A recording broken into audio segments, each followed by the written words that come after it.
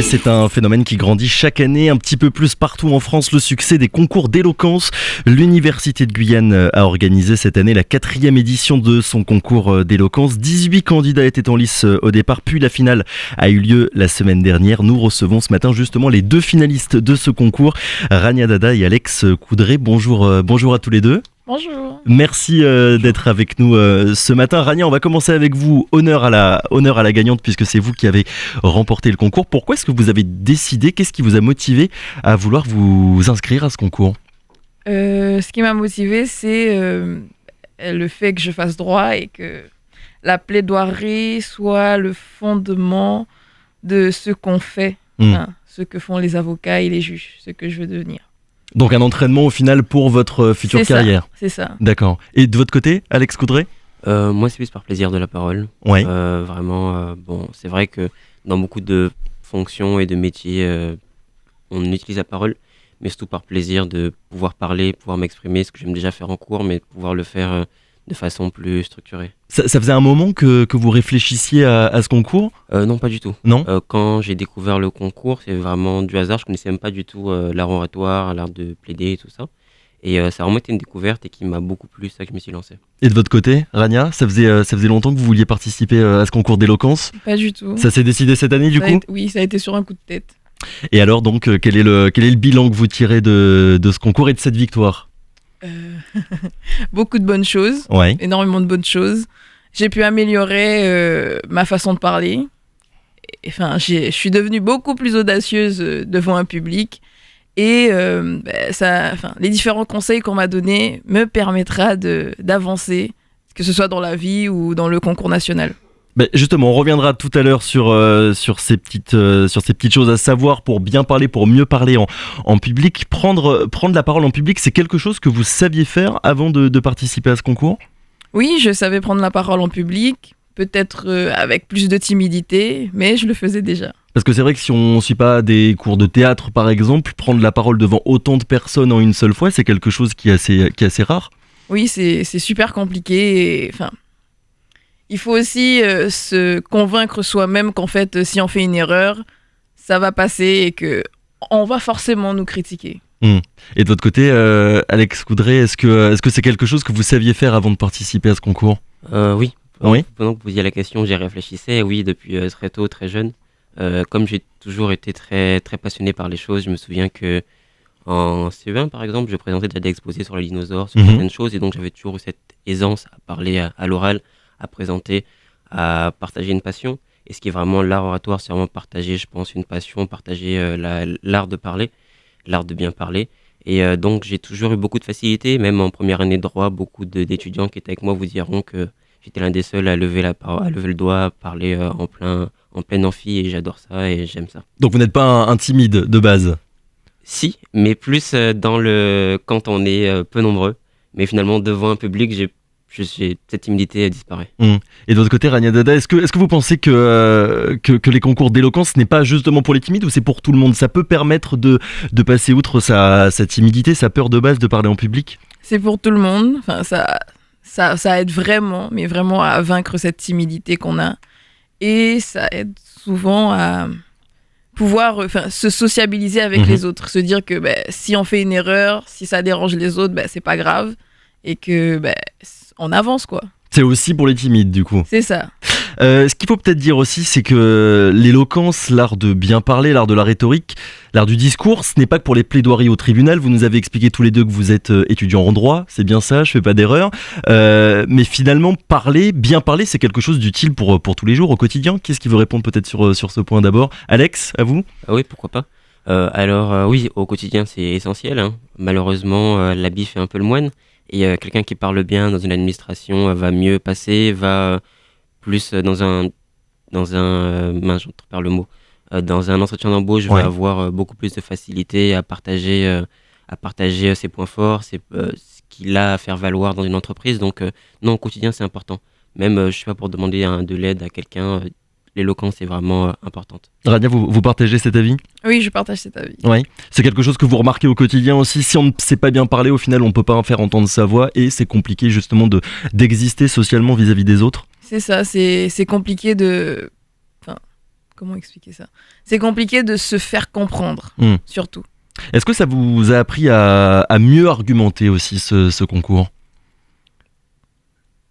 Oui. Oui. Oui, ça m'a permis à mieux argumenter. Oui, mais justement, argumenter sur le fait que vous ayez appris à mieux argumenter. Bah déjà, Parce que ça se prépare. Peut-être qu'on peut passer à Monsieur Coudray. On revient dans quelques c'est ça, minutes. oui. Dites-nous, expliquez-nous. Alors peut-être pas mieux argumenter, mais mieux structurer mes arguments, peut-être Oui. certainement, puisque généralement dans un discours, on a quand même des étapes de préparation avec une recherche. Donc on fait un argument, faut mettre 2 exemples, un argument, 2 exemples, ou 3 exemples, où bon, la structure peut varier en fonction de ce qu'on veut y faire, mais surtout d'argumenter et savoir comment bien argumenter, comment mettre les exemples, comment vraiment essayer de convaincre un maximum.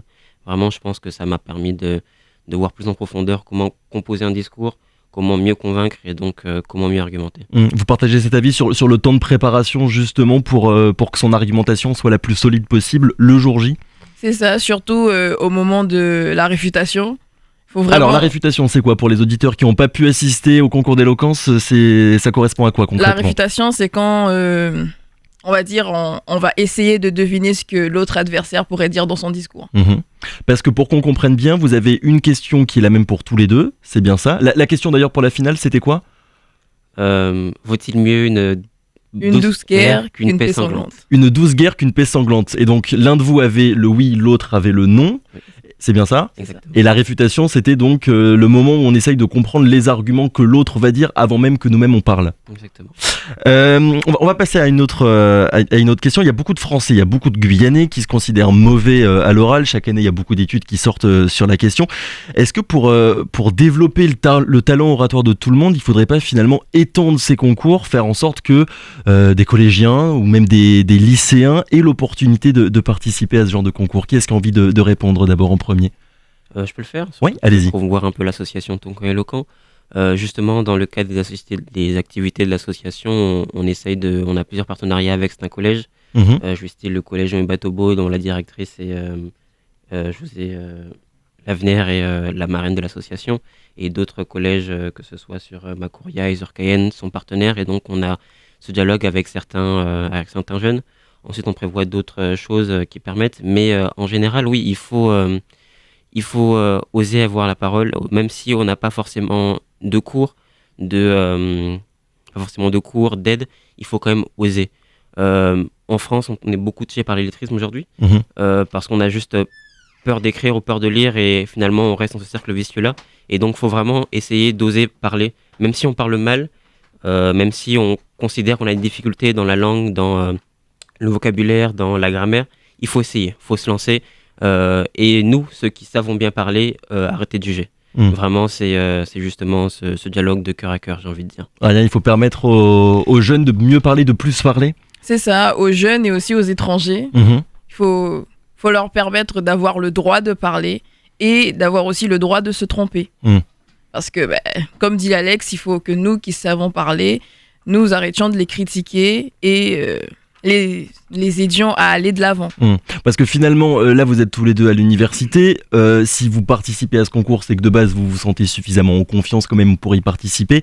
Ce qui pourrait être intéressant dans les années à venir, c'est que des personnes qui de base n'auraient peut-être pas osé franchir le pas puissent finalement le faire. On va revenir vous aviez commencé à aborder le sujet tout à l'heure sur les astuces, les choses à faire ou à ne pas faire pour captiver son auditoire. Monsieur Coudray, vous voulez commencer?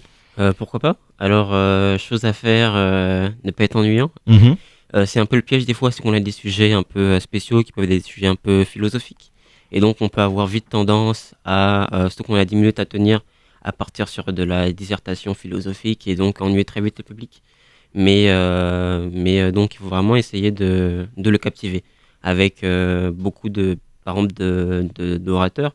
Commence avec un storytelling. Par exemple, on parle des élections américaines, j'ai entendu avant. Donald Trump est un très bon orateur, est très fort dans ce domaine-là. Avec d'abord, il raconte une histoire avec un très bon storytelling, il va raconter l'histoire de quelqu'un avant de commencer à argumenter. Il arrive à faire rire un public, faire rire son auditoire. Et c'est très intéressant. C'est que, voilà, mettre de l'émotion finalement dans le discours. Mettre de l'émotion, exactement, ouais. Et happer dans son discours. Les personnes dans son discours. Rania, de votre côté, les astuces pour bien parler en public, c'est quoi? Qu'est-ce que vous avez appris durant ce concours? Alors l'astuce, c'est d'avoir confiance en soi pour commencer, et de ne pas avoir peur. Ça, faut surtout pas avoir peur.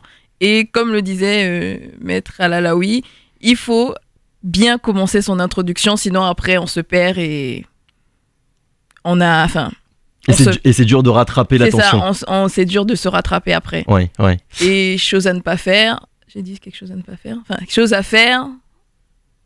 C'est bon, je suis perdue. Est-ce que vous partagez l'avis finalement d'Alex de mettre de l'émotion dans son discours, de donner des exemples concrets plutôt que des discours un petit peu généraux comme ça? C'est ça, et aussi parler au public. Parler au public. Les faire rire aussi peut-être? Oui, les faire rire. C'est important. Vraiment créer un échange en fait avec eux, pouvoir vraiment avoir une communion. Pas vraiment venir et rester son discours, c'est vraiment créer cette... que le discours soit assez... Je sais plus qui aime bien le dire, mais qui aime bien composer son discours avec le public et pas que pour soi. D'accord, oui, vraiment intégrer en fait les personnes qui sont en train de nous écouter. Alex, vous avez parlé des élections américaines, de Donald Trump. Est-ce que vous avez tous les deux des exemples, des modèles d'orateurs qui vous ont guidé en préparant ce concours? Rania, peut-être vous voulez commencer?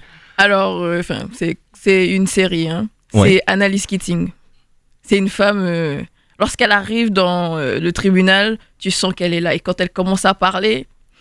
J'ai regardé la saison 6 et son dernier discours, c'était vraiment magnifique. Elle s'est carrément mise à nu devant le jury et devant tout le tribunal. Et ça, c'est un exemple à suivre. C'est une avocate, c'est ça? C'est une avocate, oui. D'accord. Et de votre côté, Alex?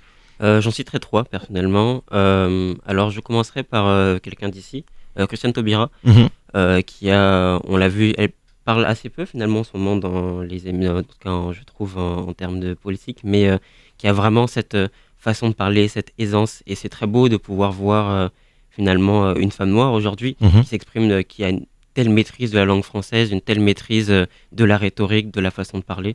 Ensuite, je citerai Nicolas Sarkozy, que j'apprécie fortement dans cet art de la rhétorique. Il est capable de faire du tout avec rien. Deux exemples très différents là pour le coup, Taubira et Sarkozy. Exactement. Mais c'est deux arts différents. C'est la maîtrise de la langue, la maîtrise de la rhétorique, la maîtrise de l'art oratoire de façon très différente, mais c'est là où on voit que n'importe qui, avec sa façon de faire, peut vraiment maîtriser l'art oratoire et vraiment avoir du charisme. Et je vais citer en dernier peut-être Jean-Luc Mélenchon, que j'apprécie fortement, parce qu'il a une culture générale vraiment qui est vraiment intéressante, et c'est là où on voit que avec de la culture, avec des connaissances, on peut vraiment happer les personnes dans son discours. Oui, vous avez donné l'exemple de Christiane Taubira. Pour bien parler, c'est l'exemple même qu'il faut de base savoir bien écrire. Quand on la lit, on se rend compte qu'elle maîtrise parfaitement la langue française. Comment est-ce que vous êtes entraînés tous les deux pour ce concours? Est-ce que parler de cette manière devant une assemblée qui n'écoute que vous, c'est quelque chose de particulier? Rania, vous voulez répondre?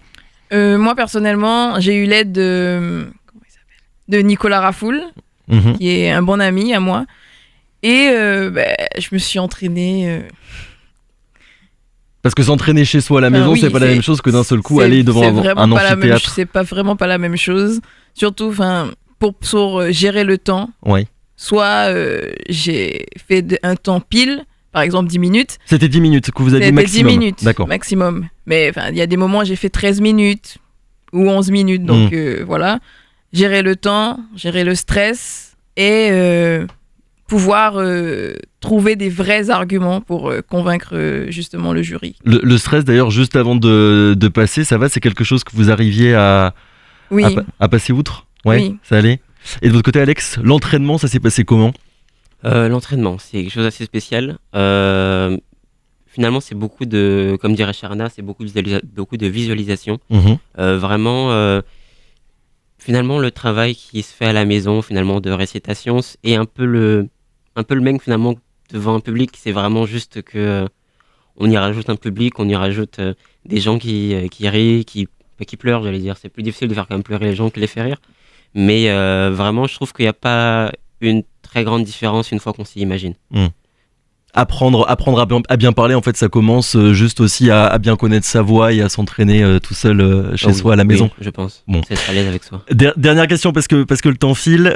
Tous les deux, je suppose que vous recommandez à d'autres personnes de participer à ce concours d'éloquence. La 5e édition aura bien lieu l'année prochaine? Ouais, normalement. On me dit que oui. Mais écoutez, merci beaucoup d'avoir été nos invités ce matin, Rania Dada et Alex Coudray. Rania Dada, vous avez remporté la semaine dernière ce concours d'éloquence organisé par l'Université de Guyane. Merci beaucoup et bonne continuation. Merci.